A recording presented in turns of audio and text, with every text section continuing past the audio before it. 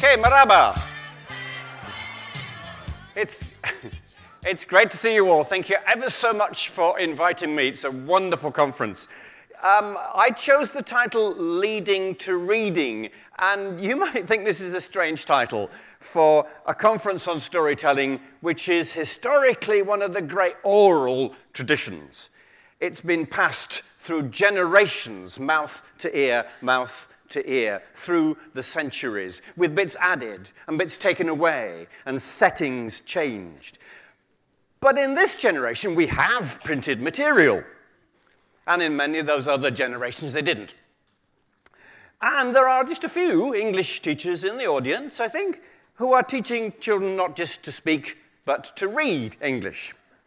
And although we're in danger of losing it, there is a huge amount to be gained from encouraging children to read for pleasure, what in the US is often called free voluntary reading. The storyteller Andrew Wright at your conference 2 years ago quoted the American writer Stephen Krashen, and who said this: "Free voluntary reading is the most powerful tool we have in language education, first and second." A long time ago, before the invention of writing or even sign language, there was a prince. And the prince was put under a curse by a wicked witch. He hadn't done anything wrong, but hey, you know, witches, they live alone in the woods, they get evil, they get bitter. You know, they live in a house on one leg, it's bound to wobble. You know, they live in a gingerbread house, it's got to leak, hasn't it, you know? Give them a break, cut them some slack. But whatever it was, the curse was that he could only say one word each year. Wow. And for a storyteller, double wow. Now, he could save them up, you know, if he waited for 2 years, he could say 2 words, and so on and so forth. But then he met a beautiful princess, and he fell in love with her body and soul. And he wanted to tell her. So he, with superhuman effort, he decided not to speak for 2 whole years, so that he could take her hand and look in her eyes and say, "My darling." Yeah, I know. But then, over those 2 years, he decided he loved her more and more, and he wanted to tell her that he loved her. So he endured 3 more years without saying a peep. That brought the number of dumb years to 5. But after that time, he thought, no, he really had to ask her to marry him. So he bit his lip and waited for 1, 2, 3, 4 more years. When the 9 years of wordlessness were finally ended, he took the beautiful princess to a most private and romantic spot in the royal garden. He heaped 100 red roses in her lap. He took her hand, he looked into her eyes, and he croaked out, "My darling, I love you. Will you marry me?" And the princess tidied a strand of her hair behind the most perfect of ears, opened her blue eyes wide, parted her lips, and said, "Pardon?"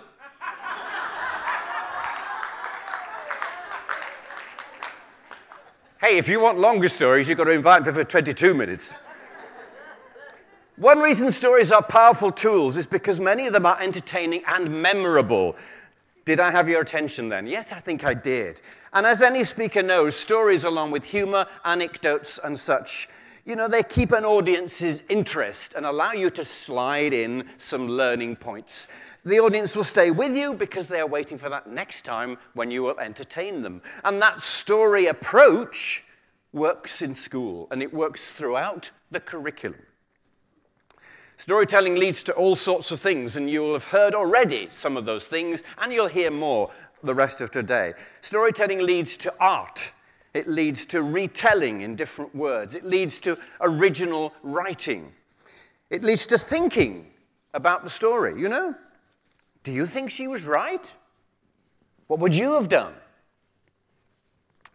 And I think stories sometimes benefit from what I call pause points, where you just wait a moment and see what the students think, you know? The Lion King. He loved praise. He surrounded himself with advisors that would give him nothing but praise. One day, the Lion King noticed that people were backing away from him as he approached. Oh, he thought, I wonder if I have bad breath. So he called one of his advisors to him. He called the Jackal. He said, Jackal, dear Jackal, tell me, he said, do I, by any chance, have bad breath? And the Jackal spoke, forgetting, and he spoke the truth. And he said, oh, Your Majesty, oh, yes, it's very bad breath today. Oh, stinky, stinky, stinky. Oh, it's like bad socks. Is that so? Said the Lion King. And with one blow of his paw, he put an end to the Jackal. Fox, he said, tell me, is my breath foul or fresh today? Now the fox had seen what had happened to the Jackal. Oh, no, Your Majesty, no, your breath is as fresh as a field of flowers. It was obvious that the fox was trying to flatter the king. Ah, said the Lion King, I cannot stand a liar. And with another blow of his hand, he put away with the fox.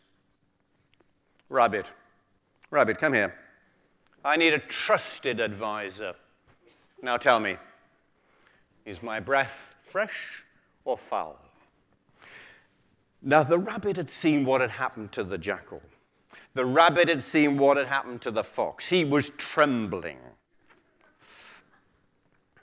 You know, stories do that, don't they? They hold your attention. And maybe there are pause points like that when I give you opportunity to think what you would do. It would be cruel to move on, wouldn't it, really? The rabbit said, oh, I'm very sorry, I have a very bad cold today. He said, I really couldn't judge. Anyway, to continue, stories also lead to reflection. Perhaps I should be kinder in future. Maybe I could be bolder. They lead to drama. They lead to learning, which is why, you know, storytelling is great for language learning, because storytellers use informal language, not flowery literary language. We use idiom, colloquialisms. You know, cut her some slack, give her a break, yeah? We use slang, proverbs, sayings. And we use those 3 R's of rhyme, rhythm, and repetition, which make that story so memorable. They lead to better speaking. They lead to self-confidence. They lead to motor skills. Look at all my gestures, hopefully trying to explain some of those English words. It leads to understanding. You can't fight someone when you know their story. But what isn't in that list so far is reading. Storytellers come in all shapes and sizes, and they come from all kinds of backgrounds. Some from teaching, some from acting, some from stand-up comedy, some just because they have discovered a gift, sometimes just because they're alive, because all of us are storytellers. And I was reminded of this recently, but teachers in the audience may know, you may have had letters from parents, maybe explaining their child's absence in your class. I came across some of these. These are actual excuses received by schools from parents. Sorry, Victor could not attend school yesterday as there was no sugar for his breakfast cup of tea. I think it's rather sad, don't you? Emily was not in school yesterday because my brain was disengaged. I thought it was half term. Or Kevin was absent yesterday as I took him to the zoo to see his cousins. Donald has been away with his head. He's had it on and off all week. Or indeed, Colin came home yesterday with a hole in his trousers. Would you please ask the headmaster to look into it? And, you know, so we all do that storytelling. We're different, though, storytellers, because of our characters coming out, because of the stories we choose. My background, like several of the great American storytellers, although I'm not comparing, is library work. When I had a proper job, I used to work in children's libraries for about 120 years. I was reminded the other day I was having my hair cut, and I was telling the woman what I did. And I said, I tell stories. And she cut for a few more minutes, and she said, it's not a proper job, though, is it? It also reminds me of the story from Konya here in Turkey, of the old man who was going to marry a young woman, and he went to the barber and he said, can you cut off just the white hairs? And the barber thought for a minute and looked at his watch. He said, well, I'm very busy, I have to go out. He cut off all the man's hair, put it in front of him and said, look, can you sort out the white hairs while I go? But in those years, I've seen a lot of brilliant children's books. And so wanting to get children reading for pleasure is natural to me. We find stories in many places. But some of the key ways we find stories are hearing them from others and reading them in books. And there's the first leading to reading point. Storytellers read. You heard one of our guests today say that she took a book with her. When I visit other countries, I try to pick up stories I can bring back. And stories provide encouragement to children who are learning to read. I once heard a primary school girl exclaim in exasperation, how am I ever going to read if all the words are different? And I was watching a young boy struggling in class with his reading book. It was obviously very hard for him, but he was persisting. And I said to him, why are you trying so hard? And he said, so I can stop. So they need stories all the time to keep them going. Never read a picture book to 500 people. Here's a lesson for you. This is called Wait, I Want to Tell You a Story. You don't particularly need the pictures. Once there was a muskrat sitting quietly in a tree. I had to look up what a muskrat is. It's a little furry animal. It's got big ears. That's why I like it. Along came a tiger. What is the tiger going to do with the muskrat? Eat it. Why? Because he's a tiger? Because he's hungry? How do you know he's hungry? Thank you, madam. I say this because children will usually spot this first. He is wearing a bib, as you say, a napkin. And adults will take a long time to see that. Children are visually very acute. They're growing up in a world, aren't they, full of DVDs, posters, magazines, internet. I'm going to eat you, little muskrat, said the tiger. Wait, said the muskrat. I want to tell you a story. Okay, said the tiger, but make it quick. Once upon a time, said the muskrat, there was a frog sitting by a pond, and a big shark came up through the water and said, I'm going to eat you, little frog. Wait, said the frog, I want to tell you a story. Okay, said the shark, but make it quick. Once upon a time, said the frog, there was a lizard sitting on a rock, and a big snake came along and said, I'm going to eat you, little lizard. Wait, said the lizard. Sorry, all my small animals have got the same voice. I want to tell you a story. Okay, said the snake, but make it quick. Once upon a time, said the lizard, there was a fly sitting on a web, and a big spider came up and said, I'm going to eat you, little fly. Wait, said the fly, I want to tell you a story. I don't want to hear it, said the spider. And the spider ate the fly. I'm glad you're laughing. You know, because I've done this sometimes, and teachers are going, oh. Because they're sensitive souls at heart, aren't they, really? And I, said the tiger, just testing the echo. And I, said the tiger, I'm going to eat you, little muskrat. Wait, shouted the muskrat, there's more. You see, the lizard ate the spider, and then the snake ate the lizard, the frog ate the snake, and then the shark ate the frog. What happened then? Said the tiger, who's getting quite interested, isn't he? That's what stories do. They pull you in. He's forgotten he's hungry. What happened then? Said the tiger. And then the crocodile ate the tiger, said the muskrat. What crocodile? Said the tiger. And the muskrat got away. It's like Scheherazade with animals.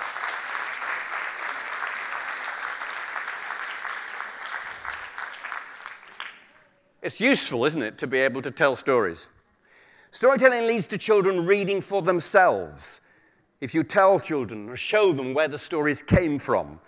And that includes using picture books too. I know that some storytellers regard this as a little below telling stories. They sometimes call it story reading. But your conference's definition of stories is, I think quite rightly, a very wide one. There are some brilliant picture books out there. And they include traditional stories, that Joanna Troughton series of an Australian stories. Or you can still get Paul Galdone picture books from the States, sometimes stories in 2 languages. And those are a valuable resource. You could also use those voice skills that storytelling teaches you or lets you practice with tasters of contemporary fiction. And this is something that I sometimes do when I visit schools. Because when you hold up a book, that book gains a sort of halo. Oh, I never knew that book was there. It might have been sitting in the library like this with its spine out. Helps if it's that way. Helps even more if you read a taste of it. This is a horrible old man called Mr. Gum.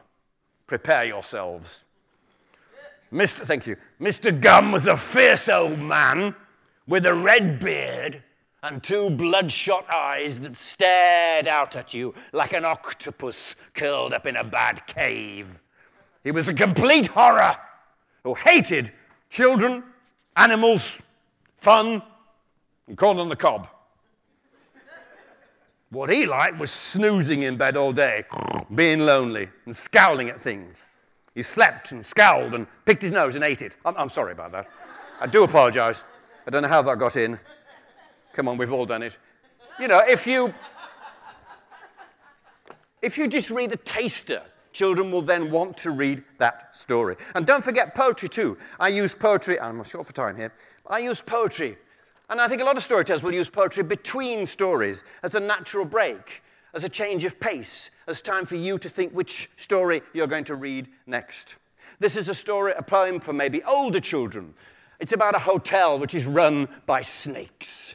And you'll hear words like anaconda, boa, viper, and python.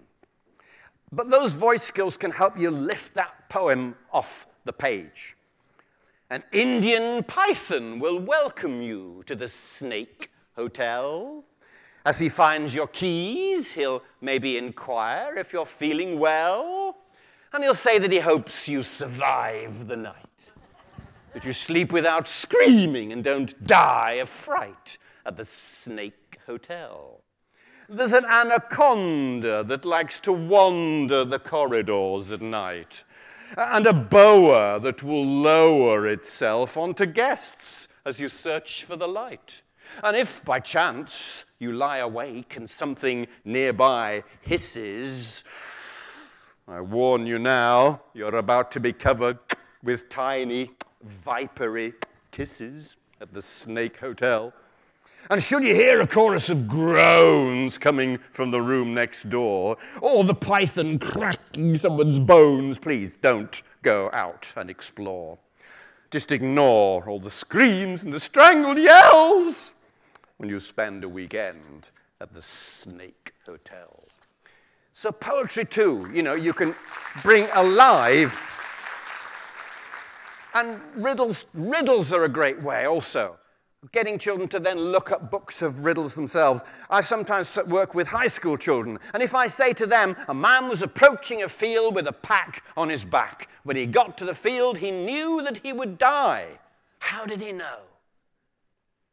And some of the answers that come back are brilliant, and any one of them could be the start of another story. Was it a pack of wolves on his back? Could be. You know, was the field a minefield? And because they see it on the news, you know, was he a suicide bomb? All these things come out when you discuss them. He was approaching it that way, by the way. The pack was his parachute. It wouldn't open. So he knew that when he got to that field, strawberry jam. So riddles are another source that leads to readings. You need pathways. If you like that one, try that one. And you can do that with traditional stories too, can't you? Put stories together. Here's another story about a hare. Or can we think of any other stories about bears? That's useful stuff to do. Kids need to be able to access books. They need to be a lively library, you know? Or nearby bookshops, or parents who will give books for birthday presents and so on. You need to model reading yourself so that they realize you're a reader and someone who enjoys stories. My son, bless him, both his parents were librarians. He never stood a chance. You know, he was read to relentlessly from when he was still damp. Shutting him up was the problem. Tell me, teachers, I'm right, aren't I? You can tell a child who has been read to in their vocabulary, in their confidence. Finally, can I make a plea? Despite all that I reminded you about stories leading to things, please hold back sometimes on all those follow-up activities you might think about. We're going to hear a story, and then we're all going to write our own. You know, and sometimes children sit there with a little cloud over their heads. It's just sometimes. Say to children, look, we've got 10 minutes left. I'm going to read you a story. You don't have to do anything afterwards. And watch them go, ah. And that next 10 minutes is gold.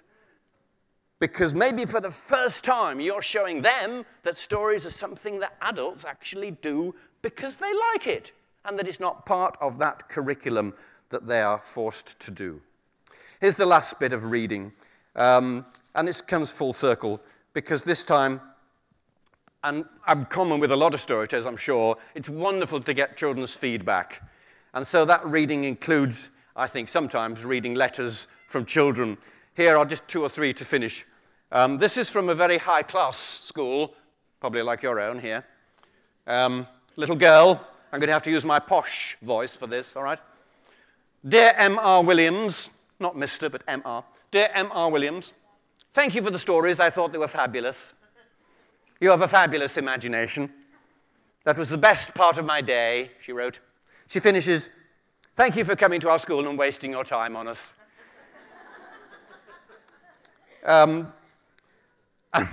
This is from Stacy, and she said, I'd like to say thank you for doing funny stories and poems. You deserve to go on television, anywhere but here.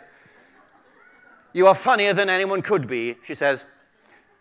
She adds, if you have a wife, children, and grandchildren, thank you, Stacy. If you have a wife, children, and grandchildren, they must pee themselves laughing at you. Now, I'm taking that as a compliment, all right? I don't care what you say. So all of that, I hope, might remind you of another aspect of storytelling. Take it up, run with it, get them listening, but get them reading too. Thank you.